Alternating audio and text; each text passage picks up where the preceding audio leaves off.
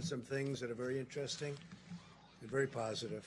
I thank them all for being on the call. And yesterday, we unveiled detailed guidelines for America's governors to initiate a phased, safe, and gradual reopening of America. That's what's happening. The guidelines provide governors with the fact-driven and science-based metrics they will need to make the decisions that are right for their own particular state. To view the guidelines, you can go to the website at whitehouse.gov/openingamerica. So that's whitehouse.gov/openingamerica. Treasury has sent out economic relief payments to more than 80 million Americans who have their direct deposit information on file with the IRS, and an incredible success it has been. If you have not received your check, please visit irs.gov, get my payment. How about that one? irs.gov, get my payment. That way the IRS can get you your payment in days, and they've done a fantastic job, I have to say, and you won't have to wait for a check in the mail. I have some very good news. We sent out 80 million deposits, and less than 1% had even little problems. A couple had minor glitches, but it's substantially less than 1%. So out of 80 million deposits, less than 1%, and that gets corrected immediately. So just please do as I say. You'll get that very quickly, very easily. Today I'm also announcing that Secretary Perdue, who happens to be right next to me, handsome man, and the Department of Agriculture will be implementing a $19 billion relief program for our great farmers and ranchers as they cope with the fallout of the global pandemic. Very honored to be doing this. Our farmers, ranchers, we have, these are great people, great Americans. Never complain. They never complain. They just do what they have to do. The program will include direct payments to farmers as well as mass purchases of dairy, meat, and agricultural produce to get that food to the people in need. The USDA will receive another $14 billion in July that will have funding to continue helping, and this will help our farmers and our ranchers, and it's money well deserved. So not only were they targeted at one point by China, and that was over a period of time, and you saw that happening, and they never complained, but that worked out very well. $12 billion they got, and $16 billion they got, and now it's $19 billion. And I'm just going to ask Secretary Perdue to explain exactly how we're going to handle it. Thank you. Well, Mr. President, you may remember earlier this year you tweeted a message to our farmers and ranchers that no matter the circumstances, you pledged to stand behind them. And while none of us could ever have anticipated this type of pandemic that we're currently in, I think today's announcement is proof that you have our farmers' backs and that you will continue to do what it takes to support them, and they are very grateful. We've heard a lot recently, all of you, about our food supply chain.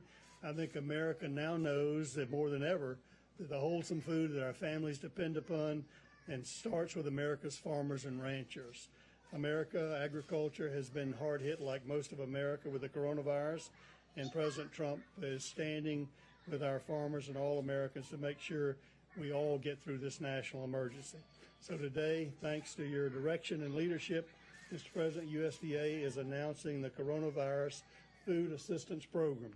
As you mentioned, this new $19 billion program will take several immediate actions to assist farmers, ranchers, and consumers in response to the COVID-19 national emergency. The program is really divided into two parts. One is a direct payment, $16 billion in direct payments to farmers, ranchers, and producers who've experienced unprecedented losses during this pandemic. Since we wanted to get the payments out to producers as quickly as possible, we decided to use the funds in the CCC, the current funds of $6.5 billion, combined with the 19.5 of COVID money, rather than wait for the replenishment of the CCC funds in July. Based on industry estimates of damage, Mr. President, it is becoming apparent that we'll need the additional CCC funds as we continue to track the economic losses. Secondly, and this is really important as well, the USDA will be purchasing $3 billion in fresh produce, dairy, and meat products to be distributed to Americans in need through our food bank networks, as well as other community and faith-based organizations. Having to dump milk or plow under vegetables ready to market is not only financially distressing, but it's heartbreaking as well to those who produce them. This program will not only provide direct financial relief to our farmers and ranchers, Mr. President, but will allow for the purchase and distribution of our agricultural abundance in this country to help our fellow Americans in need. So in recent weeks, we've seen, all of us have seen the heroic patriotism of our food supply chain workers that have shown day in and day out doing the work to serve the needs of fellow Americans. Our farmers have been in the fields planting and doing what they do every spring to feed the American people, even with the pandemic as we speak. I want to thank you, Mr. President, for your unwavering support. They want to thank you for your unwavering support for America's farmers and ranchers, and I want to commit to you, Mr. President, and to the American people that USDA will do everything in our power to implement this program as quickly and as efficiently as possible to help our farmers, ranchers, producers, and consumers during this great time of need. So thank you very much for having me here today, and God bless you, God bless America, God bless American agriculture. Thank you. Thank you, Sonny. So our great Secretary of Agriculture was the governor of Georgia for 8 years, and the only reason he isn't still there, frankly, is that he was term limited. And I said, let's get him for agriculture. You've done a fantastic job. We want to thank you very much. 8 years at Georgia. We really appreciate it. Good job. Even as we prepare to rebuild our economy, America continues to wage an all-out medical war to defeat the invisible enemy. To date, we have conducted more than 3.78 million coronavirus tests, by far the most of any country. It's not even close. In the hardest hit areas such as New York and Louisiana, we've also tested more people per capita than South Korea, Singapore, and every other country. The United States has the most robust, advanced, and accurate testing system anywhere in the world. As of yesterday, we have distributed nearly 660,000 Abbott IDs. Now, that's an incredible test. It's called the ID Now Point of Care Diagnostic Test, and it's fantastic. It's the hot one. Problem with this business is it's a hot one till about 2 days from now, because we do have a saliva test that just came out, and that can be self-administered, and it's said to be fantastic. I want to thank Abbott Laboratories. They have been incredible. I want to thank Roche. They've likewise been incredible.